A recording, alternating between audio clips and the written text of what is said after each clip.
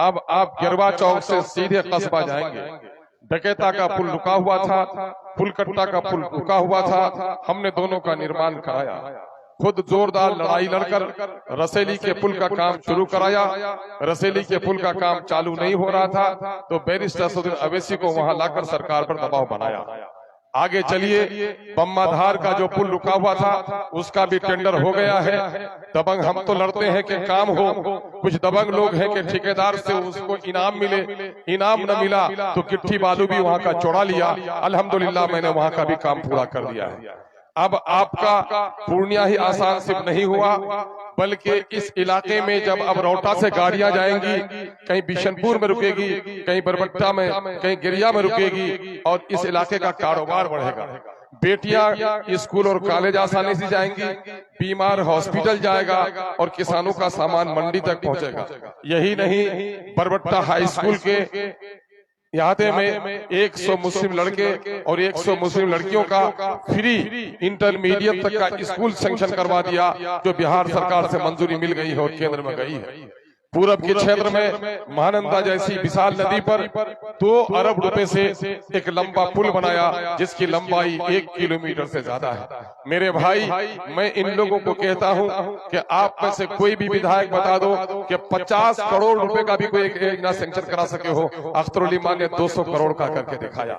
ये लोग बोलते हैं कि अख्तर उल ईमान बोलता है, मैंने कहा बोलता है, बच्चा पैदा होता है तो नहीं रोता है तो माँ परेशान होती है। जनता को भी जब नेता नहीं बोले तो परेशान होना चाहिए, और आज अख्तर उल ईमान बोलता है तो आप खुश हैं।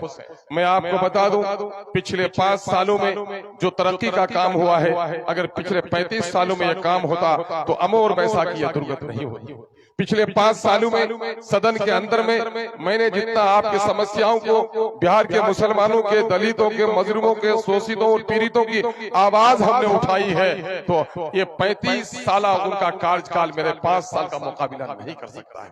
मेरे भाइयों, अमोर और वैसा के मेरे अच्छे साथियों, मेरी बेटी और मेरी बहनों, आज हम गरीब हैं, हमारी गुर्बत की वजह सैलाब भी है, नदियों पर पुल नहीं बनना है। जिस अंदाज से मैंने पुल बनाए हैं, बाजारों को तरक्की हुई है, रौटाहाट का शोषण रोका है, यकीनन है कि हमारा इलाका तरक्की की तरफ जा रहा है। आज अमोर वैसा को कल तक बिहार में नहीं जानता था, आज पूरे हिंदुस्तान में अमोर वैसा को लोग जान रहा है। मेरे भाइयों, मेरे अच्छे साथियों, मैं आपको बताना चाहता हूं कि आपके बर्बादी की वजह क्या थी। आपकी बर्बादी की वजह थी कि अंग्रेजों ने हिंदू और मुसलमानों को तोड़ के रखा था, और यहाँ के दोनों नेता ने बरादरी के नाम पर आपको तोड़ के रखा था। कोई कहता था कुल्हिया को वोट मत दो, सुरजापुरी को जिताओ। कोई कहता था कि सुरजापुरी को वोट मत दो, कुल्हिया को जिताओ। ये कुल्हिया की लड़ाई, सुरजापुरी की लड़ाई में आपको उलझाकर ये अपनी रोटी सेकते रहे। मुझे आप लोगों ने इज्जत बख्शी। पिछले 5 सालों से मैं आपकी खिदमत कर रहा हूँ, और इन 5 सालों के दरमियान में अल्लाह के फजल से और आप सबों की दुआओं से मुझे बड़ा काम करने का मौका मिला। खारी और रसेली का जो पुल 10 सालों से लटक रहा था वो आज बन रहा है। महानंदा जैसी नदी पे 2 अरब रुपए से 1 किलोमीटर से लंबा पुल बन रहा है। वक्त का मंत्री जो काम न कर सका, आपके विधायक ने वो काम करके दिखाया है। और आपको बता दें कि आज 800 करोड़ रुपए का काम हो रहा है इन 5 सालों में। मेरे भाइयों और बुजुर्गों, अगर यही तरक्की की रफ्तार रहती, विकास की यही गति रहती, तो अमोर वैसा आज पीछे नहीं रहता, बहुत आगे होता।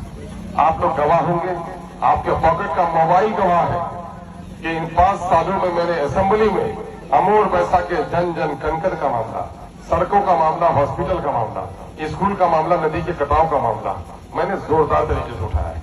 यही नहीं बल्कि पूरे बिहार में मुसलमानों पर अगर कहीं जुल्म हुआ, मदरसे के साथ ताल्लुक हुआ, कब्रिस्तानों पर कब्जा हुआ, तो कोई एमएलए आपकी बात उठाने वाला नहीं है। कांग्रेस के नेता के मुंह में पट्टी बंधी हुई रहती है। मदरसा अजीजिया बिहार शरीफ में 200 साल पुराना मदरसा जला दिया गया। 4000 मजहबी किताबें जिसमें पुराने मस्जिद के नुस्खे में जला दिया गया। 51 मुसलमानों की दुकानें जला दी गई। मस्जिद के गेट का मीनारा तोड़ दिया गया, लेकिन किसी कांग्रेस और राजद के नेता की मजाल नहीं बोले, और आपका नुमाइंदा अख्तर उल ईमान वहां गया और उस आवाज को उठाने गया।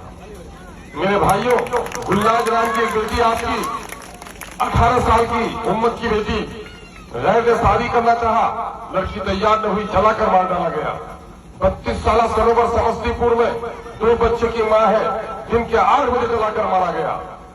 आज बिहार शरीफ हाजीपुर में अभी ईद मिलादुन्नबी के मौके से नसीर साहब नाम के आदमी को बिला वजह पुलिस घसीट कर थाना ले गई। थाना में इतना मारा कि 3 दिन के अंदर उसकी लाश निकली। उसके बेटे की शादी थी, 3 दिन के बाद 4 दिन के बाद जिस बेटे की शादी थी वो जेल के सलाखों में रहा और बाप को पड़ोसी ने दफनाया। बाप के जनाजे में बेटा कंधा भी नहीं दिखता।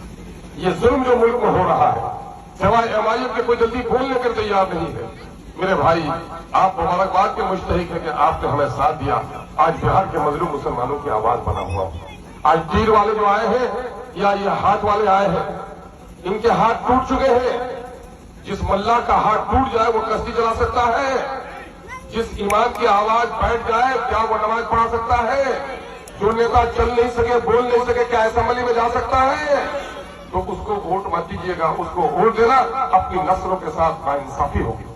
एक तरफ तीर का वो आदमी आया है, गुजरात में जिन लोगों ने मां के गोद से बच्चों को छीन छीन कर आग में डाला, बाप के सामने में, मां के सामने में बेटी की इज्जत को तार तार किया, वो जालिम आज आपकी बस्ती में वोट मांगने आया है। उनसे पूछो कि नीतीश कुमार, तुमने वक्त का काला कानून बनाया। हम अपने घर को जलता हुआ देख सकते हैं, लेकिन खुदा के घर को टूटता हुआ हम नहीं देख सकते। तुम मेरे कब्रिस्तानों को कब्जा करना चाहते हो जहां मेरे बाप दादा सोए हुए। तुम मेरे मदरसों को जहां मेरे बच्चे कालुल्लाह काल रसूल की तालीम हासिल करते हैं, तुम उसको बंद करना चाहते हो। इस मुल्क में हमारे साथ जुल्म हो रहा है। इस काले कानून वाले को वोट नहीं देना है। जिसने तीर को वोट दिया उसने अपने मस्जिद तोड़ने वाले के हाथ में हथौड़ा दिया। जिसने तीर को वोट दिया उसने अपने बाप दादा के कब्रों को खोदने वालों के हाथों में कुदाल दिया। हम उम्मीद करते हैं कि पूरे मुल्क में बैरिस्टर असदुद्दीन अवैसी आपके दर्द की आवाज है, आपकी इज्जत है, आपकी आबरू है, आपका ताज है, वो उसको वोट दीजिए और वोट देकर कामयाब बनाइए। अगर आपने एक बार और मौका दिया, इंशाअल्लाह हम और वैसा को और बुलंदी पर लेकर जाऊंगा। वोट दीजिए, दुआएं दीजिए और कामयाब बनाइए। बहुत बहुत शुक्रिया।